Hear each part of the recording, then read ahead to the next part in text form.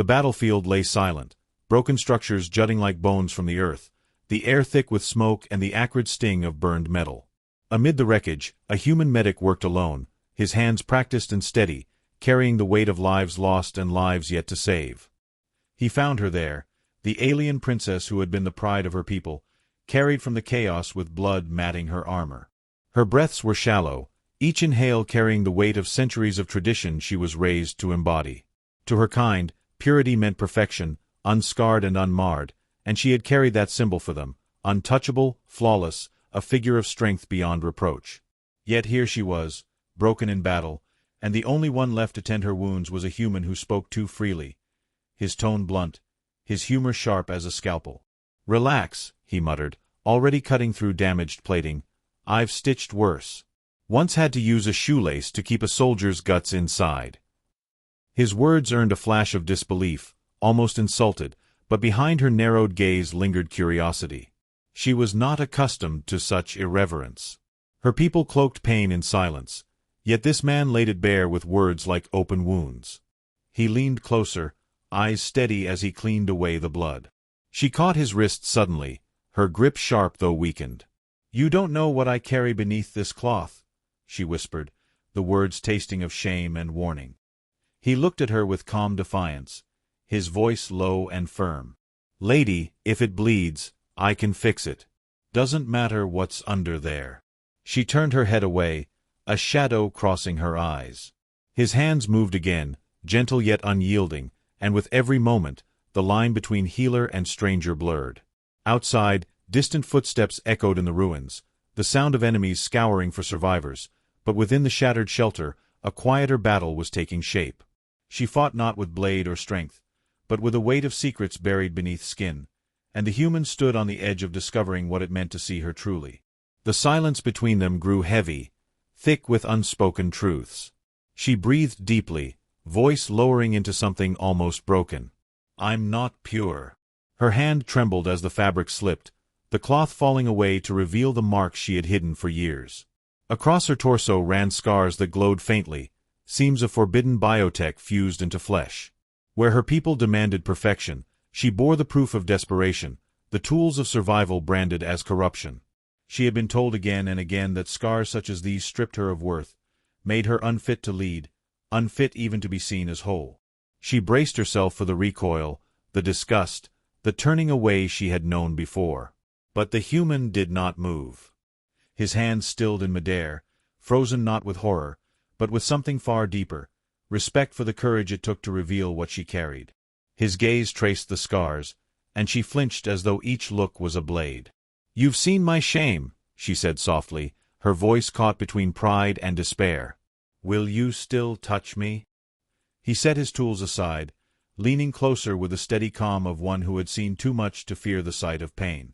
"Lady," he said, his words firm as steel, "I've stitched worse things back together. Scars just mean you survived." She searched his face, waiting for the mocking twist, the rejection, the disgust that never came. Instead, his words landed like fire against years of cold judgment.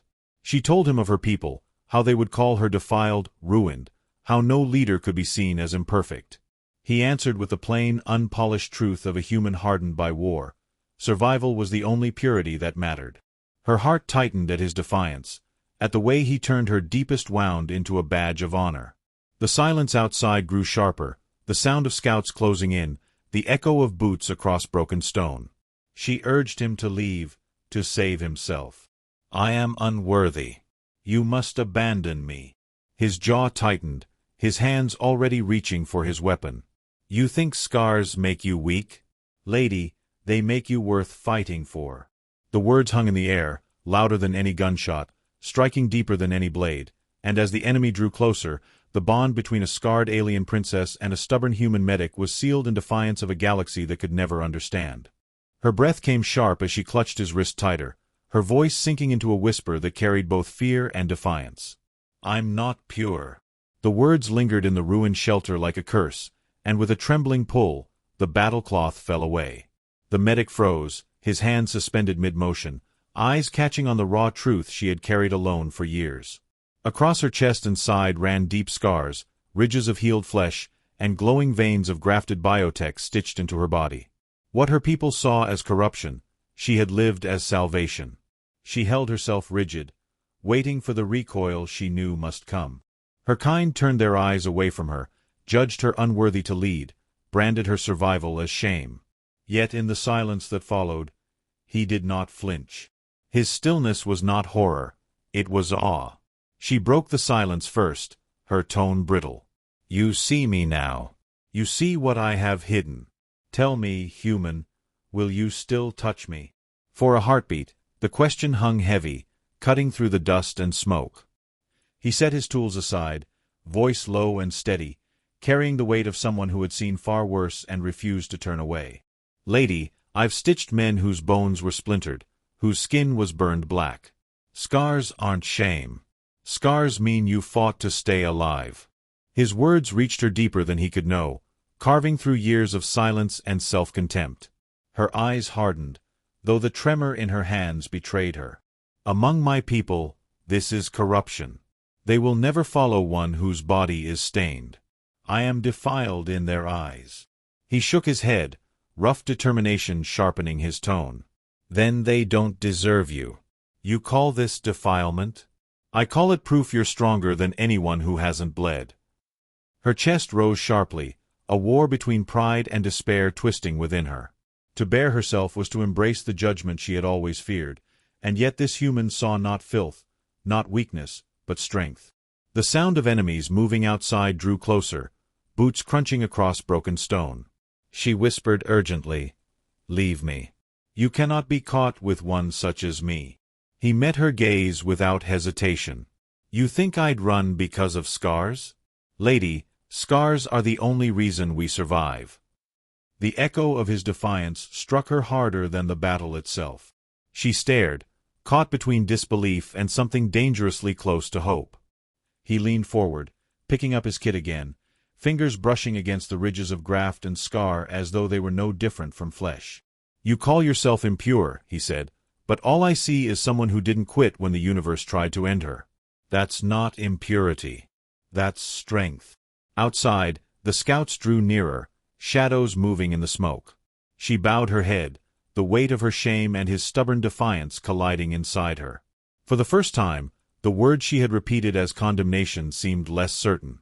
"I'm not pure," she whispered again, softer now, more question than truth. His answer came without hesitation, heavy with iron certainty. "Good. Purity doesn't survive war. People do." The clash outside grew louder, steel on stone and the harsh shouts of soldiers cutting through the ruined night. He steadied his grip on the weapon in his hand, eyes scanning the broken entrance while she struggled to rise. Her body trembled, strength drained, yet her pride fought against the weakness. He pressed her shoulder down gently, his voice firm. "Save it. You'll tear yourself apart before they even get here." She looked at him with a mixture of anger and resignation. "You would fight for me, even knowing what I am?" The words bit hard, sharp with disbelief.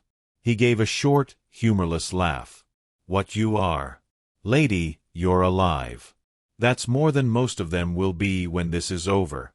The first enemy stumbled into view, and he fired with practiced precision.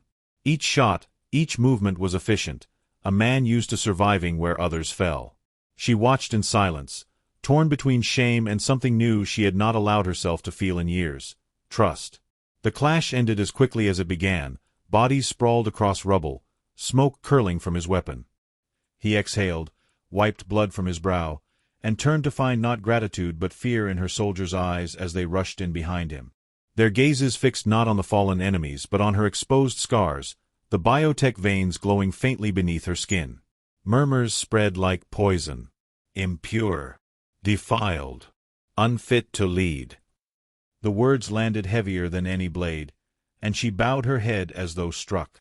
She whispered, almost to herself, "They see what I am. I cannot stand before them now." He stepped in front of her, blocking their accusing stares, voice ringing louder than the whispers. "Impure? You think scars make her unfit? I saw her fight while you stood back and waited. I saw her bleed and keep going when the rest of you would have fallen. If that's impurity, Maybe you should all be so lucky." His words silenced them, the blunt edge of human defiance cutting through their polished judgments. Her eyes widened, stunned at his audacity, at the way he stood where no one of her own kind dared. "You risk disgrace by defending me," she said, voice trembling with both warning and awe. He shrugged, his expression hard but steady. "Lady, disgrace is a word cowards hide behind. I'll take scars over spotless lies any day."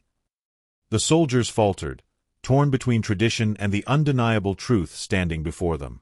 She lifted her gaze, meeting his eyes, and for the first time she felt the weight of her scars shift. They no longer bound her. They burned with a strange new fire. The air grew tense again as distant movements signaled more enemies closing in. He glanced at her, already preparing for the next wave. "Stay down. I'll hold the line." She shook her head, drawing strength from the words he had thrown against her people's judgment. "No. I will not hide. If impurity is my curse, then let them see what impurity can do." Their bond tightened in the shadow of coming battle, not built on perfection but on survival, on the stubborn refusal of a human who would not let her fall, and the growing conviction of a princess who had begun to see her scars not as shame, but as proof she still had the strength to stand.